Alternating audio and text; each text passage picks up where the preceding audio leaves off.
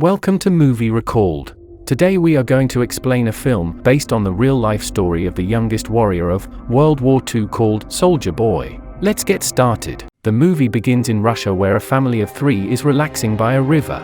The youngest of them, Sergei Aleshkov, boasts to his elder brother and mother about him being on top of a tree, when suddenly, German fighter jets fly overhead. The mother asks her kids to quickly hide in the bushes, but the 6-year-old claims he is not scared and strikes the jet with a slingshot. To everyone's surprise, he manages to hit the jets and explode them. But when he looks around, his family is gone.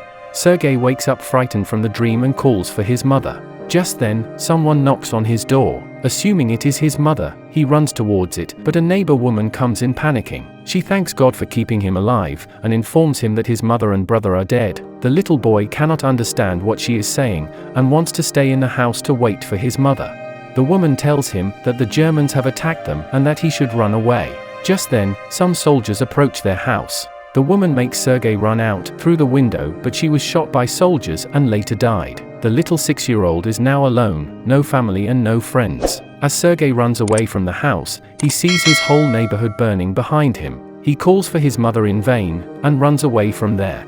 After running for a while, he ends up in the middle of the woods. The little kid starts to call for his mother to come and get him, because he is lost. That night, he stays in the jungle. The following morning, we see him drink water from a river when the enemy soldiers approach his way. Sergei, knowing that they are dangerous, quickly hides inside a tree's roots. He is scared when a snake comes nearby, but doesn't speak a word or run away. Sergei is more scared of the soldiers than of the snake.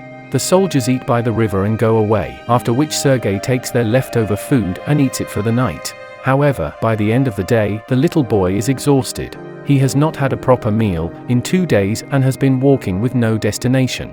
He falls down as he legs, but does not stop walking. While on his way, he sees wild berries and eats them, but just then, an explosion occurs behind him, taking him by surprise. The boy gets sleepy, and starts to feel someone coming behind him. However, even in such conditions, he stands brave and tells the person he has a rifle and is not scared. He limps forward, but falls unconscious after a while. While he is asleep, 2 soldiers approach him. The scene cuts to the Russian army base, where Commander Kuznetsov waits for his patrol soldiers. They come in with the little kid, who is injured and weak. When the soldiers claim they are on his side, the little boy opens up and introduces himself. The soldiers laugh when the kid shakes his hand with the commander, suggesting he introduce himself too. The soldiers feel love with the little kid, and circle him around. They make him drink water and feed him. Even the otherwise cold commander takes care of the kid. A nurse named Katia dresses Sergei's wounds, and is charmed by his personality too. The kid requests her to draw a tank on his wounds, because he wants to be a soldier when he grows up. Even the injured soldiers talk to the kid, and feel lighter.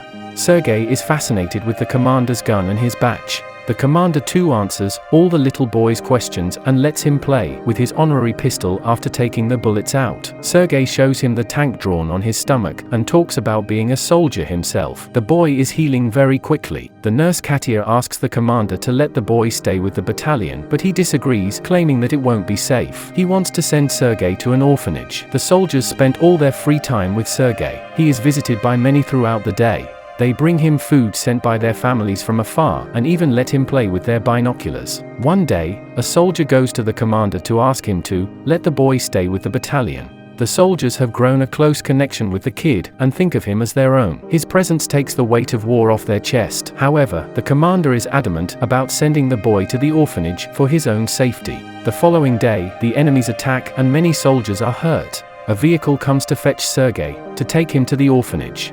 The commander breaks the news to the kid and gives him a wooden honorary pistol as a gift. The boy in turn hugs him, stating that he is scared for the commander's safety. The commander melts in his embrace and changes his mind.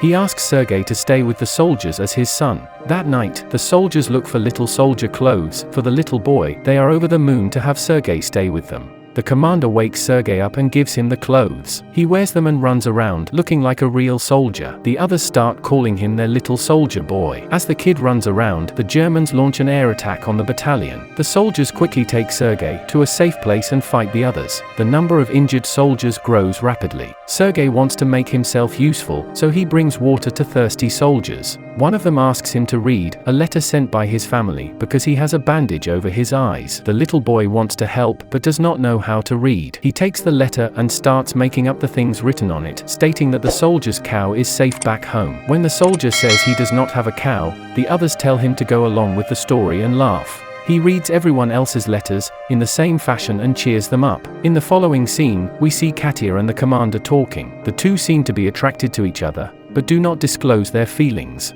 Later, Sergei tells the commander that he is of the orderly position in the battalion and starts introducing himself as one. However, the boy then sees one of the soldiers' station destroyed from the attack. The commander teaches him to take his hat off to pay respect to the dead soldier. The next day, he insists the commander give him a mission and is given a task to distribute the letters among the soldiers. He completes his task efficiently and even makes the soldiers dance for him. The following day, Sergei goes a little far from the base with his binoculars. As he is playing with it, he sees someone's leg moving from inside a haystack. He rushes back to the battalion and tells the soldiers about his findings. The soldiers are skeptical but go with the boy anyway. When they reach near the haystack, they are alerted to see 2 German spies hiding underneath. The spies are arrested and the kid is praised for his intelligence. That night, the commander shows Sergei the legal papers for his adoption. He is now officially the kid's father. Sergei knows of the commander's feelings for Katya, so, to repay his kindness, he takes him to confess to her. But the two see her talking to a different man, and wrongfully assume she is interested in someone else. The base is attacked by the Germans again.